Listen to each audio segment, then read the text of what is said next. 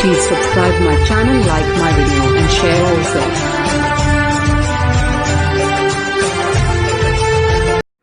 नमस्कार दोस्तों, स्वागत है आपका अपना YouTube channel tricky math solution bye Rahul sir में।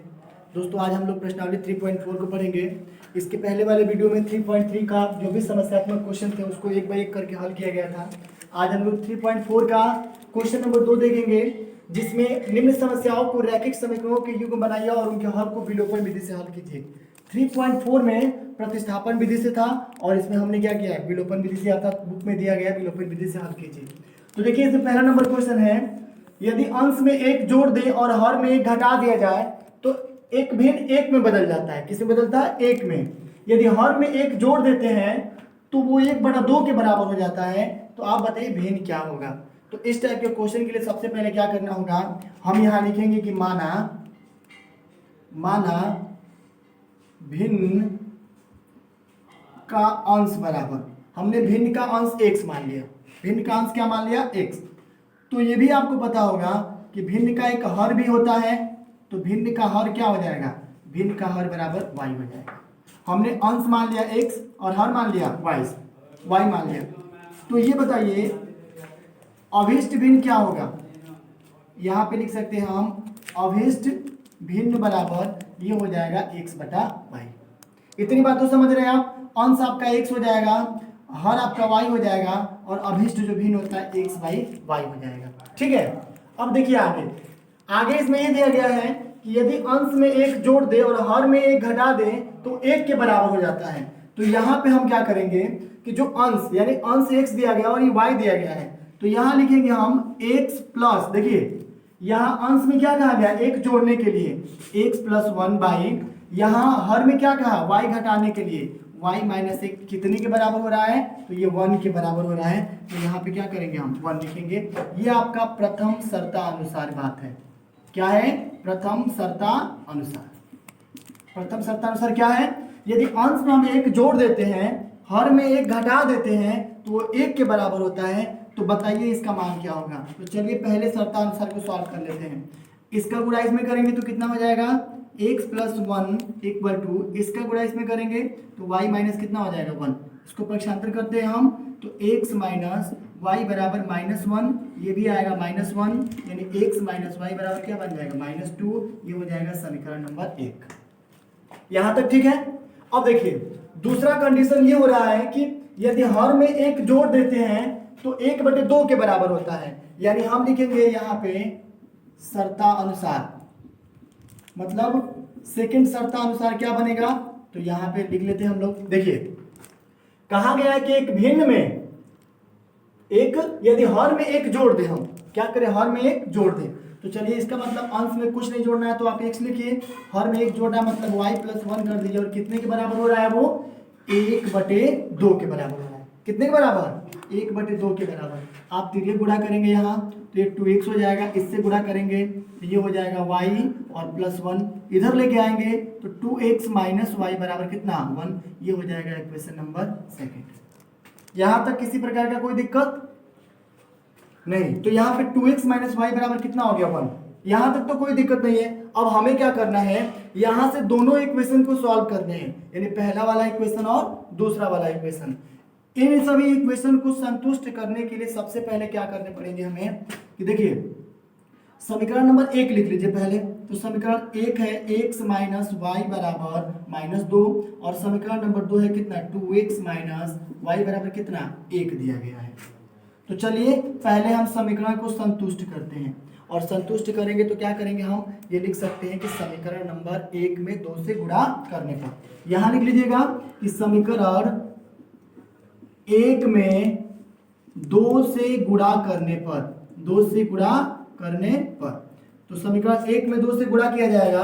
तो आप देख सकते हैं समीकरण नंबर 1 ये है, तो क्यों नहीं यहाँ पे 2x कर देते हैं, यहाँ पे डायरेक्ट यहीं पे 2y हो जाएगा। तो ये क्या बन जाएगा? ये आपका 4 बन जाएगा। ठीक है। समीकरण 1 में 2 से गुणा करके और इस वाले समीकरण से इसको घटा सकते हैं तो भी लिख सकते हैं हम। अब देखिए जब यहाँ पे गुणा किया गया तो आपके पास इतना मान आ गया, तो एक काम कर लीजिए, यहाँ पे 2 से गुणा किए गए 2x - 2y बराबर 4 हो गया।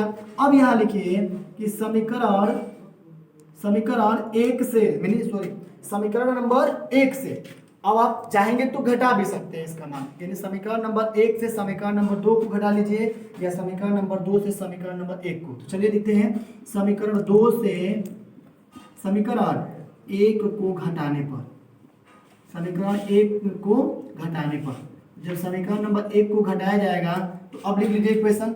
कितना है आपका समीकरण नंबर दो, ये लिखा गया है, कितना है 2x माइनस वाई है, तो यहाँ पे लिखेंगे हम 2x माइनस वाई और बराबर कितना है 1। यहाँ तक कोई दिक्कत नहीं है। सेकंड नंबर पर आइए, तो ये है 2x और यहाँ पे minus 2y equal to minus 4।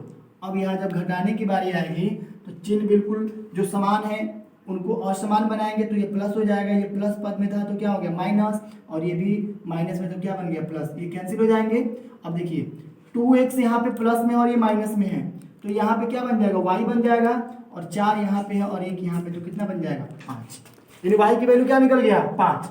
अब यहाँ पे क्या करेंगे हम, लिखेंगे y का मान समीकरण नंबर एक में रखने पर, y का मान समीकरण नंबर एक में रखने पर।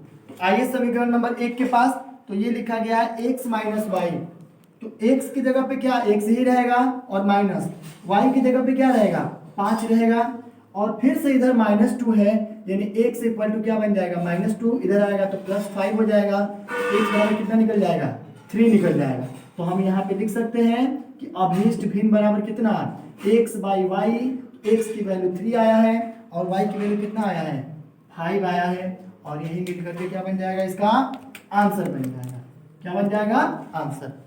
तो ये था वीडियो, अर्थात प्रश्न नंबर 2 का पहला नंबर क्वेश्चन। आइए इसके बाद देखते हैं दूसरा नंबर क्वेश्चन।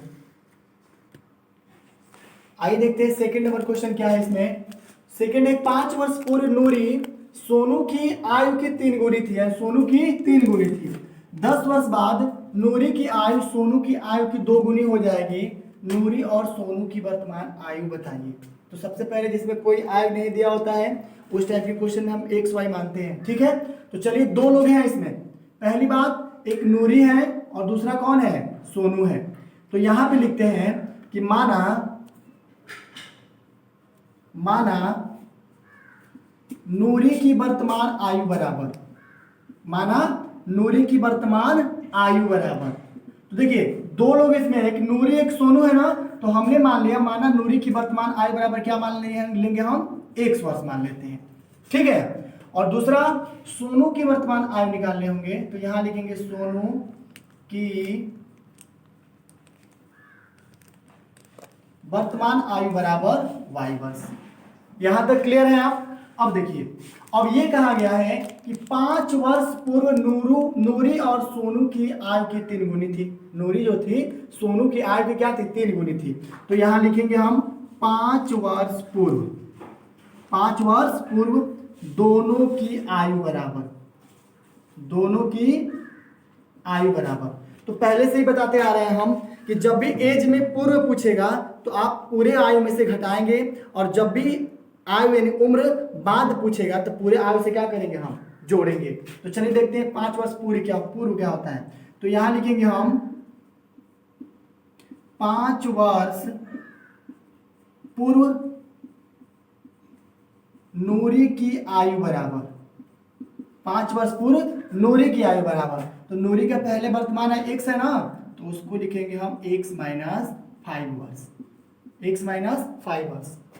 अब देखिए दूसरा है फिर से 5 वर्ष पूर्व सोनू की आयु बराबर। तो सोनू की आयु 5 वर्ष पूर्व मतलब कितना y माइनस 5 ईयर्स यानी 5 वर्ष। इतनी बात समझ लिया आप। अब आपको करने क्या है, अब देखिए इसमें कहा गया है 3 गुना। जब भी गुना गुनी की बात आएगी तो जिससे जो छोटा होता है उसी में गुणा करते हैं हम। तो यहाँ लिखेंगे प्रश्नानुसार, और प्रथम प्रश्नानुसार क्या बनाएंगे यहाँ पे, ये आपको बनाना पड़ेगा। इसकी आयु लिख लीजिए, नूरी की आयु कितनी है x माइनस वाई बराबर। अब देखिए यहाँ नूरी सोनू की आयु की 3 गुनी है ना, जब नूरी सोनू की आयु की 3 गुनी है तो इनकी आयु इनके बराबर करने के लिए क्या करेंगे हम कि इनमें 3 गुनी मतलब 3 से गुणा करेंगे, ये हो जाएगा y माइनस 5। यहाँ तक कोई डाउट नहीं है, आप देख सकते हैं इसको बिल्कुल अच्छी तरह से, ठीक है। तो देखिए अब इसको सॉल्व करते हैं आगे। x माइनस 5 इक्वल टू 3 से गुणा करेंगे, इसमें 3y हो जाएगा माइनस 3 पंचे 15, ठीक है। अब लाइए x y एक तरफ, तो x माइनस 3y बराबर यहाँ माइनस 15, ये आ जाएगा तो प्लस 5 हो जाएगा, x माइनस 3y बराबर ये माइनस 10, ये हो जाएगा इक्वेशन नंबर फर्स्ट। हम चाहते तो x की वैल्यू भी लिख सकते हैं, लेकिन इसको इस पूरे क्वेश्चन में प्रतिस्थापन विधि से हल करना है, सॉरी विलोपन विधि से हल करना है, तो इसमें केवल एक पक्ष को घटा करके दूसरा मान निकाल सकते हैं हम, ठीक है। तो लिख सकते हैं x माइनस 3y बराबर माइनस 10, इक्वेशन नंबर फर्स्ट। अब आइए थोड़ा यहाँ से देखते हैं अब क्या है। यहाँ ये कह रहा है कि 10 वर्ष बाद नूरी की आयु सोनू की आयु की दोगुनी रह जाएगी। तो क्या करेंगे हम, यहाँ लिखेंगे सेकेंड स्टेप, मतलब दूसरे शर्तानुसार क्या बनेगा। देखिए क्या पूछा गया है, 10 वर्ष बाद, क्या पूछा गया, 10 वर्ष बाद। अब पुनः दोनों की आयु बराबर, दोनों की आयु बराबर। तो बताया है पूर्वतः तो पहले जो आयु वर्तमान है उसमें से घटा देंगे, लेकिन अगर बाद पूछेगा तो उसमें यही आयु क्या हो जाएंगे, जुट जाएंगे। तो चलिए देखते हैं, लिखेंगे यहाँ पे x प्लस 10 हो जाएगा और यहाँ पे y प्लस 10 हो जाएंगे, लेकिन ध्यान रहे इनकी आयु इनसे क्या है, 2 गुनी है, तो यहाँ 2 से गुणा करेंगे तो ये हो जाएगा x प्लस 10 बराबर 2y और प्लस 10 दूना 20 हो जाएंगे, ठीक है। अब देखिए इधर लेके आइए इसको, तो x माइनस 2y बराबर ये 20 हो जाएगा, इधर जाएगा तो माइनस 10 हो जाएगा, तो x माइनस 2y बराबर कितना हो जाएगा, 10, ये हो जाएगा इक्वेशन नंबर सेकेंड। दोनों की वैल्यू निकल गया, एक का इसमें 10 आ गया और एक का इसमें भी 10 आया हुआ है। तो अब थोड़ा सा दिमाग लगाइए ये कि हमें इनकी टोटल वैल्यू ज्ञात करनी है। तो इस प्रकार के क्वेश्चन के लिए अगर दोनों इक्वेशन सेम आ जाए, मतलब ये कह दे कि ये भी 10 आ गया और ये भी 10 आ गया, तो इस टाइप के क्वेश्चन के लिए क्या करेंगे हम, तो दोनों क्वेश्चन को सॉल्व करेंगे, दोनों इक्वेशन को क्या करेंगे हम, लिखेंगे समीकरण 1 व समीकरण 2 को हल करने पर, क्या करने पर, हल करने पर। तो चलिए दोनों इक्वेशन लिखते हैं। ये आपका x माइनस 3y है, कितना है, x माइनस 3y, तो लिख लीजिए यहाँ पे x minus 3y equal to minus 10 हो जाएगा, ये इक्वेशन फर्स्ट था। और दूसरा कितना है, x माइनस 2y और ये कितना था, 10 था, इक्वेशन सेकेंड। दोनों इक्वेशन लिख दिया गया। अब जब लिख दिया गया तो आपको पता होगा क्या की जाएगी, यहाँ पे समान चिन्ह है तो विपरीत चिन्ह बनाएंगे हम, तो यहाँ प्लस हो जाएगा, ये भी आपका प्लस था तो ये भी आपका माइनस हो जाएगा, ठीक है। तो अब लिख लीजिए घटाने पर माइनस चिन्ह लगा दीजिए, कट जाएगा। तो ये 2y है प्लस में और 3y माइनस में है, तो यहाँ पे एक माइनस y बनेगा ना, और ये भी माइनस हो गया और ये भी माइनस हो गया, तो 10 और 10 कितने हो जाएंगे, 20, यानी माइनस 20, माइनस से माइनस कैंसिल, तो हम लिख सकते हैं y बराबर क्या, 20 वर्ष। क्या लिखेंगे, 20 वर्ष। एक का तो मान हमने निकाल लिया कि सोनू की आयु 20 वर्ष है, ठीक है। लेकिन अभी हमें नूरी की वर्तमान आयु निकालनी है, तो लिखेंगे हम कि y का मान समीकरण नंबर 1 में रखने पर, समीकरण नंबर 1 में रखने पर, तो y का मान समीकरण 1 में रखेंगे तो समीकरण नंबर 1 क्या मिला हमें, x माइनस 3y, यानी ऐसे लिख लीजिए x माइनस 3y बराबर यहाँ पे है माइनस 10, तो x की जगह पे x माइनस 3 की जगह 3 इंटू y की वैल्यू क्या है, 20 आया है, तो यहाँ लिखेंगे 20 बराबर माइनस 10, तो x माइनस 20 क्या है, 60 बराबर माइनस 10, तो x बराबर हो जाएगा माइनस 10 और प्लस 60, x बराबर कितना हो जाएगा, ये घटेगा तो 50 वर्ष हो जाएगा, कितना, 50। तो आप देख सकते हैं यहाँ पे कि y हमने माना था किसका, सोनू की आयु, और x माना था नूरी की आयु, तो हम लिख सकते हैं कि अतः नूरी की आयु बराबर 50 वर्ष, नूरी की आयु कितना, 50 वर्ष, और यहाँ पे है सोनू, तो सोनू की आयु बराबर कितना है, 20 वर्ष है, तो यहाँ पे लिख लेंगे 20 वर्ष, और यही दोनों मिल करके क्या बन जाएंगे, इनका आंसर बन जाएंगे, ठीक है। तो आइए देखते हैं इसके आगे वाले क्वेश्चन क्या है। आइए दोस्तों देखते हैं अगला नंबर क्वेश्चन।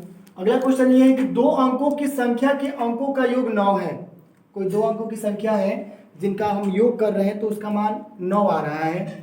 इस संख्या का 9 गुना संख्या के अंकों को पलटने से बनी संख्या का 2 गुना है, तो संख्या बताइए।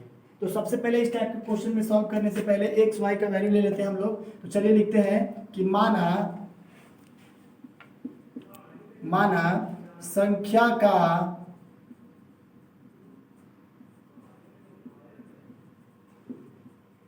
इकाई का अंश हम x मान लेते हैं। इकाई का अंक क्या मान लेंगे हम? x मान लेते हैं। तो निश्चित है कि एक दहाई का भी अंक मिलेगा। तो इसका मतलब दहाई का जो अंक होगा, दहाई का अंक वो क्या हो जाएगा? y। जब हम इकाई का अंक x मानते हैं तो दहाई का अंक क्या बन जाएगा? y बन जाएगा। तो आपको तब ये भी पता चल जाएगा कि संख्या बराबर क्या बनेगा। तो संख्या बराबर आप समझ सकते हैं, दहाई मतलब 10 हो गया, इसके साथ y है तो y और प्लस क्या बन जाएगा? x। ये संख्या बराबर 10y प्लस x। इतनी बात तो बिल्कुल समझ रहे हैं आप। अब देखिए, अब क्वेश्चन में ये कहा गया है कि अंकों के पलटने से जो नई संख्या बन रही है उसकी वैल्यू क्या होगी। तो हम लिख सकते हैं यहाँ पे कि संख्या के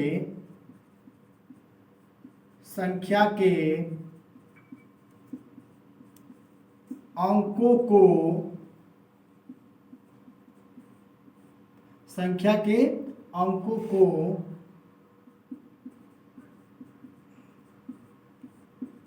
पलटने पर, मान लीजिए संख्या कोई है, उनके अंकों को पलटने पर या पलटने से बनी जो संख्या बनेगी उसका मान क्या होगा। तो पलटने से लिख लीजिएगा, पलटने से बनी संख्या बराबर। तो देखिए, पहले तो संख्या ये थी, इनके अंकों का अगर हम मान पलट देते हैं तो नई संख्या, पलटने से बनी नवीन संख्या लिख सकते हैं या नई संख्या। चलिए लिख लेते हैं नवीन संख्या। तो कितना हो जाएगा ये? अब बन जाएगा 10x प्लस वाई। पहले तो आपका 10y प्लस x था, इस संख्या को केवल बदल दीजिए। आखिर संख्या यही ना माने हैं अंक हम इन संख्याओं में, तो y की जगह x और x की जगह y कर देंगे, एक नया मान निकल जाएगा। इतने में कोई प्रॉब्लम नहीं है। चलिए हम लोग चलते हैं शर्तानुसार पहले पर। पहला शर्तानुसार लिख लेते हैं यहाँ पे, पहला शर्तानुसार। तो पहला शर्तानुसार यही नहीं बन सकता है कि जो संख्या है, वास्तव में जो संख्या है इसका 9 गुना, और ये बराबर हो रहा है जब संख्या बदल जा रही है उसके 2 गुना के। मतलब जो आपके पास संख्या है, चलिए इसको लिखते चल रहे हैं, मतलब 10y प्लस x एक संख्या दी गई है और ये बराबर है 10x और प्लस y के। लेकिन एक कंडीशन ये आ रहा है कि जो पहले वाली संख्या है, देखिए यहाँ पे इस संख्या का 9 गुना, मतलब इसका 9 गुना जो संख्या है उसको पलट दी रही तो वो उन संख्या का 2 गुना के बराबर, मतलब 2 से गुणा कर दीजिए। इस संख्या का 9 गुना पूरा जो मान बनेगा वो इसके 2 गुने के बराबर हो रहा है।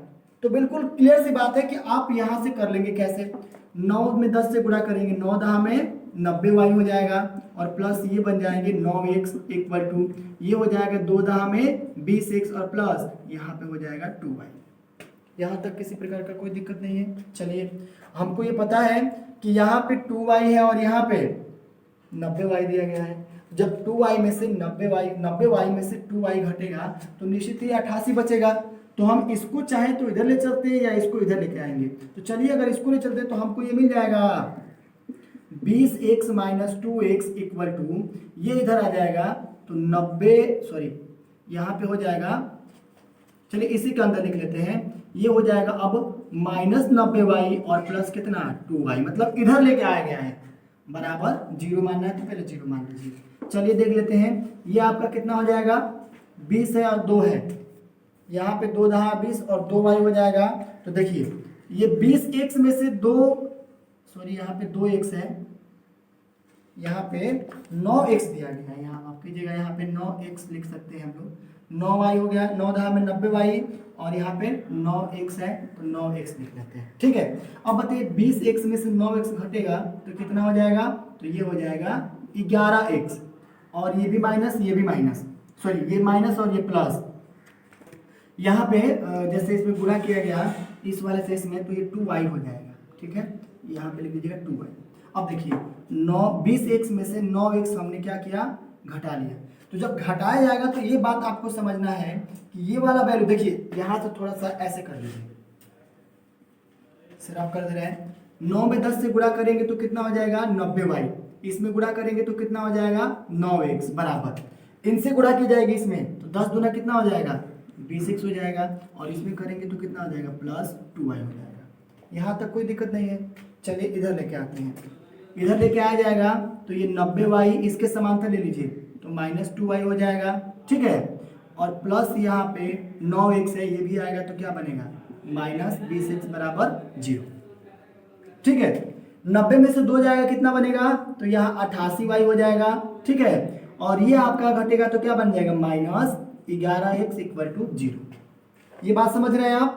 तो ये बताइए अगर हम ये कहें कि इन सभी मानों में इधर लेके आ जाइए इसको, अगर ये कह दें कि माइनस 11x और प्लस 88y इक्वल टू 0, अगर यहाँ पे माइनस कॉमन ले लेते हैं 11 कम 11 11 88, तो x और माइनस कितना बन जाएगा 8y इक्वल टू 0, तो इनसे गुणा करेंगे तो ये भी 0 हो जाएगा, यानी क्या मिल जाएगा x माइनस 8y। अब यहाँ पे थोड़ा हल कर लेते हैं, x माइनस 8y बराबर 0, ये बन जाएगा इक्वेशन नंबर 2। यहाँ तक कोई दिक्कत नहीं है। चलिए अब हम ये लिखेंगे कि समीकरण 1 व समीकरण 2 को हल करने पर, समीकरण 1 व समीकरण 2 को हल करने पर, तो चलिए समीकरण 1 और समीकरण 2 देखते हैं। समीकरण नंबर 1 कहाँ है, एक चीज थोड़ा सा इसमें छोड़ दिए हैं, आप उसको देख लीजिएगा, यहाँ पे भी लिख दे रहे हैं हम। क्या बोला गया है कि 2 अंकों का योग 9 है ना, तो यहाँ x प्लस वाई बराबर क्या लिखेंगे 9, समीकरण 1 इसको मान लीजिएगा, थोड़ा छूट गया था क्योंकि इन सबको देखने में, ठीक है। तो देखिए अब समीकरण 1 और समीकरण 2 देखना है, तो समीकरण नंबर 1 कितना है x plus Y equal to 9 दिया गया है, और समीकरण नंबर 2 कितना है, तो ये है x minus 8y equal to 0। अब यहाँ पे लिखेंगे, चिन्ह बदलेंगे, जोड़ने पर आएगा तो यहाँ लिख लीजिएगा जोड़ने पर चिन्ह, यहाँ पे लिख दीजिएगा, जोड़ने पर नहीं तो चिन्ह बदल जाएगा, यहाँ हो जाएगा घटाने पर होगा तभी इस सिंबल को चिन्ह बदल सकते हैं। तो मान लीजिए इसके सामने प्लस है तो माइनस हो गया, ये प्लस है तो माइनस हो गया, तो ये क्या हो जाएंगे कट जाएंगे, और ये अब कितना हो जाएगा, ये आपका हो जाएगा प्लस, ये माइनस और ये प्लस है, तो ठीक घटाने पर तो माइनस लगा देंगे यहाँ पे। अब ये आ जाएगा माइनस 9y इक्वल टू, ये भी हो जाएगा माइनस 9, माइनस से माइनस कैंसिल, तो y बराबर क्या बन जाएगा 9/9 इक्वल टू 1, यानी y की वैल्यू क्या बन गया 1। यहाँ तक ठीक है। अब बताइए ऊपर लिखा गया है संख्या बराबर होता क्या है 10y प्लस x, तो देखिए 10y प्लस x, 10 के जगह पे आप 10 लिखेंगे इंटू y की वैल्यू आपने क्या निकाला 1, और प्लस x की वैल्यू क्या आया है, सॉरी यहाँ से एक और काम करना है आपको, अभी रहने दीजिए, लिखिएगा यहाँ पे y का मान समीकरण नंबर 1 में रखने पर, समीकरण नंबर 1 में रखने पर, तो यहाँ रखा जाएगा। तो इसके बाद y की वैल्यू पुट करना हमें, यानी y का मान समीकरण 1 में, तो इक्वेशन नंबर 1 क्या है आपका, ये बन जाएगा x प्लस वाई, यहाँ लिखा गया है x प्लस वाई बराबर 9, तो लिख लीजिए यहाँ पे x प्लस वाई बराबर 9, इसमें y की वैल्यू रखिए, तो x प्लस 1 इक्वल टू 9 हो जाएगा, तो x बराबर क्या बन जाएगा 9 माइनस 1, x बराबर क्या बन गया 8, x की वैल्यू 8 निकल गया। अब आपको पता है संख्या बराबर क्या होते हैं, तो यहाँ लिखेंगे हम संख्या बराबर 10y प्लस x, ठीक है। चलिए लिख लेते हैं यहाँ पे 10 की जगह पे 10 और गुणे, y की वैल्यू क्या आया है 1 आया है, तो यहाँ 1 और प्लस 8 हो जाएगा, तो 10 से कम 10 और 1 कितना हो जाएगा 10 8 18 बराबर 18, और यही इसका क्या बन जाएगा आंसर बन जाएगा, ठीक है। तो नोट कर लीजिए, आइए देखते हैं इसके आगे। आइए दोस्तों देखते हैं अगला नंबर क्वेश्चन। मीना 2000 रुपए निकालने के लिए एक बैंक गई। मीना एक नाम की लड़की थी जो 2000 रुपए निकालने के लिए बैंक गई। उसने खजांची यानी जो कैशियर होते हैं उनसे 50 रुपए तथा 100 रुपए के नोट देने के लिए कहा। मीना ने कुल 25 नोट प्राप्त किए हैं, तो ज्ञात कीजिए कि उसने 50 और 100 रुपए के कितने कितने नोट प्राप्त किए, क्वेश्चन है। तो चलिए जब हमें किसी प्रकार का कोई नोट की मात्रा या कितनी नोटें पता नहीं, तो चलिए उसके बारे में हल करते हैं। चलिए लिख लेते हैं, मान लेते हैं 2 तरह की नोटें, एक 50 की एक 100 की है। तो माना 50 रुपए की नोटों की संख्या बराबर x। हमने 50 रुपए की नोटों की संख्या क्या मान लिया x मान लिया। इसका मतलब जो 100 रुपए की नोट है, इन 100 रुपए की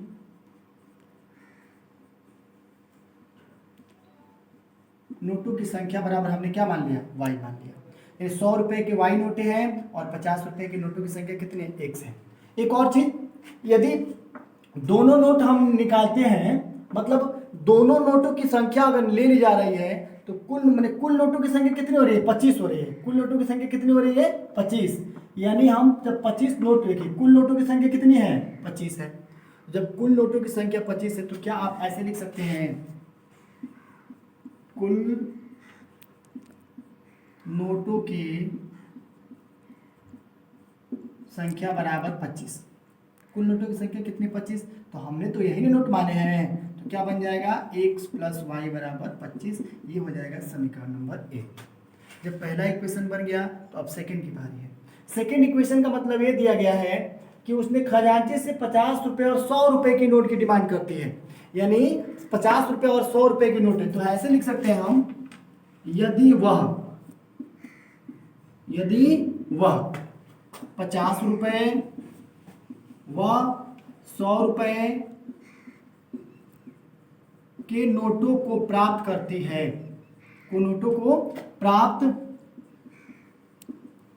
करती है, तो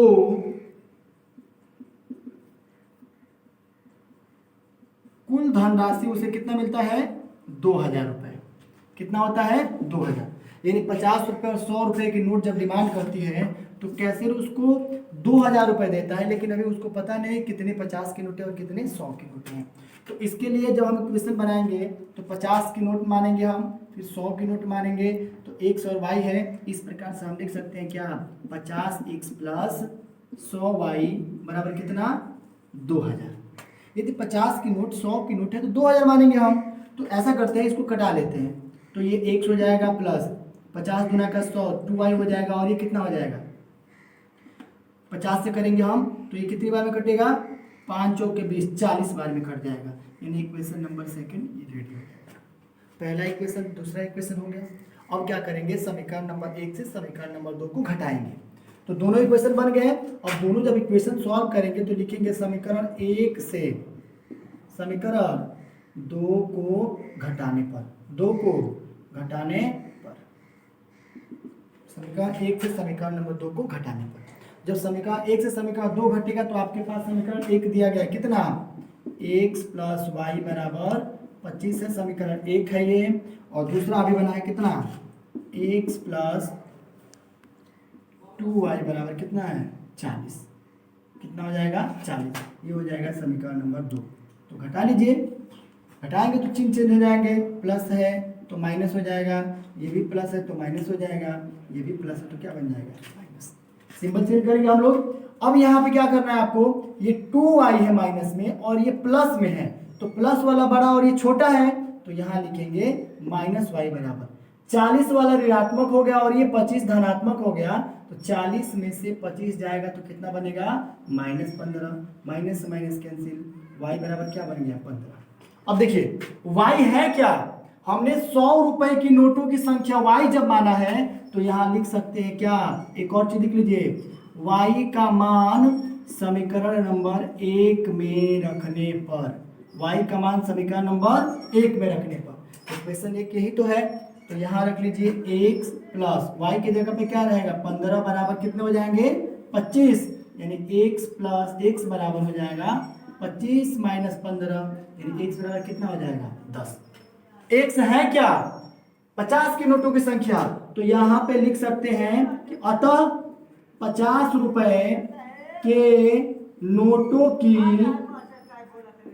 तो यहाँ 50 की नोटों की संख्या कितनी हो जाएगी, तो हमने जब x माना है 50 की नोटों की, तो x की वैल्यू कितना आया है, 10।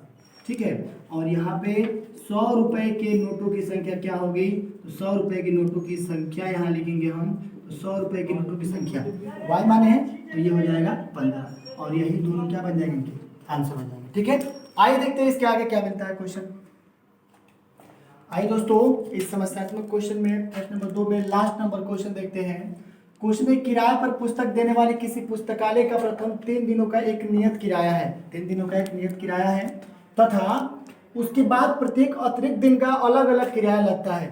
सरिता ने 7 दिनों तक एक पुस्तक रखने के लिए 27 रुपये अगर जमा की है, अदा की है, चुकाया है, जबकि सुशी ने एक पुस्तक 5 दिनों तक रखने के लिए 21 रुपये अदा किए हैं। तो नियत किराया तथा प्रत्येक दिन का किराया ज्ञात कीजिए।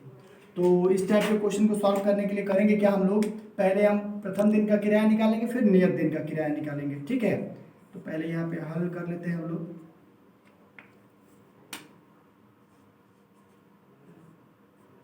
देखिए इस प्रकार के क्वेश्चन में मान लीजिए प्रथम दिन का किराया है और एक नियत किराया है, तो प्रथम दिन का किराया क्या हो सकता है, इसको पहले देखते हैं हम लोग। तो हो जाएगा प्रथम दिन का किराया बराबर हम x मान लेते हैं। मानते हैं कि प्रथम दिन का किराया क्या है, x है। तो ये बताइए प्रत्येक दिन के यानी प्रत्येक अतिरिक्त दिन का किराया क्या बनेगा, तो यहां लिखेंगे हम प्रत्येक अतिरिक्त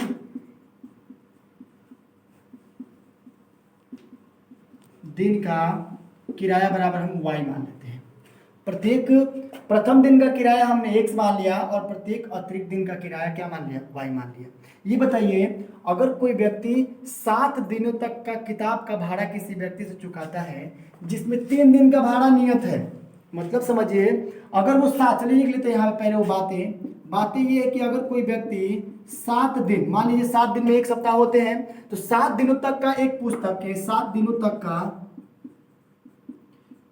का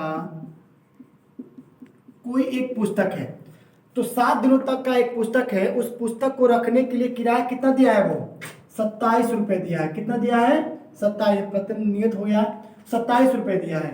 यानी 7 दिनों तक का एक पुस्तक रखने के लिए रखा है, तो रखने के लिए उसने क्या किया है, 27 रुपए अदा किया है, यानी दिया है। तो अदा किया लिख लेते हैं यहाँ पे, अदा किया है। एक थोड़ी सी बात यहाँ समझ लेते हैं। देखिए प्रथम दिन का किराया तो x रहेगा ही रहेगा, साथ ही साथ वो 7 दिनों तक का एक पुस्तक रख रहा है, तो 27 रुपए चुका रहा है। तो आप जरा समझिए यहाँ 3 दिनों का किराया नियत है, मतलब उतने दिन का किराया एकदम नियत है कि उसका कोई रेट नहीं लगेगा। लेकिन उसके बाद अगर जाएंगे आप तो निश्चित ही आपको कुछ ना कुछ पैसे देने पड़ेंगे, कुछ ना कुछ क्या इसमें 27 रुपए देने हैं। तो ये बताइए आपको पता है कि एक सप्ताह में 7 दिन होते हैं, 3 दिन का नियत निकल जाएगा तो 4 ही दिन में बचेगा। तो इस 4 दिन को अगर इक्वेशन में रखेंगे तो क्या लिख सकते हैं, x। पहले कंडीशन में अगर हम एक नियत रूप में रख लेंगे और 3 दिन का किराया 7 दिन से निकालते हैं तो क्या बन जाएगा, x प्लस 4y बराबर क्या बन जाएगा, 27। ये हो जाएगा इक्वेशन नंबर फर्स्ट। बात समझिए थोड़ा सा, 7 दिन का प्रथम 3 दिनों का किराया नियत है और एक सप्ताह में जो 7 दिन रह रहा है उसमें से अगर 3 दिन को निकाल देंगे तो 4 ही दिन तो बचेगा, और ये 4 दिन का अतिरिक्त चार्ज लगेगा। तो नियत प्लस में 4 दिन का अतिरिक्त चार्ज बराबर कितना, 27। ये आपका समीकरण नंबर 1 हो गया। ये सरिता के लिए है, किसके लिए है, सरिता के लिए। अब देखिए अब यहाँ पे 5 दिन की बात की जा रही है, यानी 5 दिनों तक का, यहां लिखेंगे एक पुस्तक, 5 दिनों तक का एक पुस्तक रखने के लिए, 5 दिनों तक एक पुस्तक रखने के लिए कितना चुकाने पड़ रहे हैं, तो यहां पे लिखा गया है कितना, 21 रुपए। कितना है, 21 रुपए अदा करने पड़ते हैं, अदा करने होते हैं या अदा किया जाता है। तो चलिए यहाँ पे लिखते हैं अदा करने होते हैं। तो अब ये बताइए, ये भी आपको पता है 5 दिन तक की बात है, तो 5 दिन तक की बात है और 3 दिन नियत हो गया, तो 2 ही दिन तो बच रहा है। तो इसका इक्वेशन क्या बनेगा, x प्लस 2y बराबर 27 था, तो ये कितने दिन है, 21 दिन है। ये हो जाएगा समीकरण नंबर 2। दोनों इक्वेशन समझ गया। अब लिखेंगे समीकरण 1 और समीकरण 2 को हल करने पर। तो यहाँ लिख लीजिए कितने में, यहाँ हो जाएगा समीकरण 1 व समीकरण 2 को हल करने पर, जब समीकरण 1 और समीकरण 2 को हल किया जाएगा तो पहला नंबर इक्वेशन कितना है, x plus 4y equal to 27, और दूसरा नंबर है x plus 2y equal to 21। इस प्रकार से बना देंगे हम। अब बताइए करेंगे क्या हम, समान चिन्ह है तो विपरीत करेंगे, तो विपरीत करेंगे तो इसका मान ऑटोमेटिक कम हो जाएगा, प्लस है तो माइनस, ये प्लस पद में है तो माइनस, ये भी प्लस है तो क्या बन जाएगा माइनस। ठीक है, तो देखिए 4 धनात्मक है, ये ऋणात्मक है, 4 में से 2 जाएंगे, कट जाएंगे, 4 में से 2 जाएगा तो यहाँ पे 2y हो जाएगा इक्वल टू। अब देखिए 27 है, 27 में से अगर 21, क्योंकि 27 धनात्मक और ये धनात्मक था लेकिन ऋणात्मक बनाया गया, तो 27 में से 21 जाएगा, कितना बनेगा 6। इसका मतलब y बराबर क्या बन जाएगा 3, y बराबर क्या बन गया 3। तो यहाँ लिख सकते हैं हम y का मान समीकरण नंबर 1 में रखने पर, समीकरण 1 में रखने पर, तो चलिए 1 नंबर यही तो है, तो लिखिए x प्लस में 4 और गुणे y का वैल्यू कितना है 3 बराबर कितना 27, तो x प्लस 4 तिहाई 12 बराबर यहाँ 27 हो जाएगा, तो x बराबर कितना हो जाएगा 27 माइनस 12, यानी x बराबर 27 में से 12 जाएगा, कितना बचेगा 15 बन जाएगा, कितना बन जाएगा 15। तो अब एक चीज आपको समझना होगा कि प्रथम 3 दिन का किराया हमने x माना था, ठीक है, और अतिरिक्त किराया कितना माना था y माना था, तो ये जो बना है अतिरिक्त किराया वो हो जाएगा आपका अतिरिक्त किराया बराबर कितना 3 रुपये हो जाएंगे, और प्रथम दिन का जो किराया रहेगा वो कितना रहेगा 15 रुपये हो जाएंगे, और यही दोनों मिलकर क्या बन जाएंगे आंसर बन जाएंगे। ठीक है, तो ये 3 दिन का हो जाए 3 रुपये हो जाएंगे अतिरिक्त किराया, और प्रथम दिन किराया कितना हो जाएगा 15 दिन हो जाएगा। इस टाइप से इस क्वेश्चन को हम क्या कर सकते हैं सॉल्व कर सकते हैं। तो आशा करते हैं कि इस समस्यात्मक क्वेश्चन में जो भी क्वेश्चन बताया गया है आपको पूरी तरह समझ में आ गई होगी। अगर समझ में आया है तो प्लीज़ मेरे इस क्वेश्चन को लाइक कीजिए, और मेरे चैनल पे पहली बार है तो प्लीज़ मेरा रिक्वेस्ट है मेरे चैनल को सब्सक्राइब भी कीजिए, अपने दोस्तों में शेयर भी कीजिए। इस प्रकार के क्वेश्चन में कोई भी डाउट आपको लगे तो बिल्कुल आप कमेंट कीजिए, हम हमेशा तत्पर हैं आपके क्वेश्चन को बताने के लिए, और ऐसे ही अगले चैप्टर का जो भी समस्यात्मक क्वेश्चन है उसको भी लेके आया जाएगा। तब तक के लिए धन्यवाद, अपना ख्याल रखना। जय हिंद, जय भारत, नमस्कार। Thank you for watching my video, and next video coming soon.